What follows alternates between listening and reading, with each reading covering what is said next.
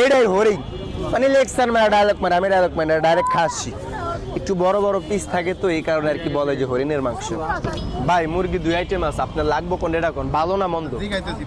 Elon এটা loan 700 টাকা, এটা একদম ইনটেক 10 পিস মাল গনা আছে, 1 পিস ভাঙ্গা হলে বাসার থেকে নিয়ে আসবেন সমস্যা নেই, রিটার্ন রাইখা দেবেন। আর এটি ভাঙ্গাচুরা 20-22 পিস আছে, এটার প্রাইস 600 টাকা, এটা 3 কেজি ওয়েট আছে, একটু ভাঙ্গাচুরা এই কারণে বেশি দিয়ে দিই। আর এটা ফ্রেশ, এটা কত 1.5 কেজি ওয়েট হবো, তারপরও জল নাই, জল দিয়ে দিলে 2 কেজি ওয়েট হবো, এটার প্রাইস 700 টাকা।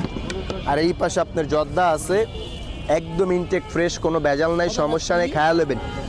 চূড়া রোস্ট হয়, চাকা চাকা মাংস, মাল খাবো কালারে। এনে আছে 18-19 পিস, 20 পিস ডাইরেক্ট গোনা, 18-19-20 পিস, বেশি না মাত্র 600। আনাম রোস্ট 18-19-20 পিস, গরু আছে 1 কেজি 400 গ্রাম, তেল চর্বি আর দিনের চাকা চাকা মাংস মাত্র 600, 70% ডিসকাউন্ট, 6 মাসের গ্যারান্টি।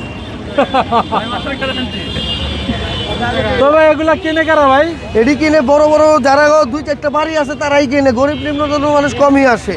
ওই ডিএমডাব্লিউ গাড়ি থামায় তারপরে এখান থেকে মাল নেয়, রাত 1:30-2টা বাজে দেখবেন আসে। বিয়ের খাওয়া শেষে আপনি যে গরুর মাংস ফেলে দেন বা যে মুরগির মাংস ফেলে দেন, এই মাংসগুলো এভাবে প্রথমে আলাদা করা হয়। এভাবে আলাদা করে পরবর্তীতে এই যে দেখেন ভাতগুলো আলাদা করে রাখা হয়েছে।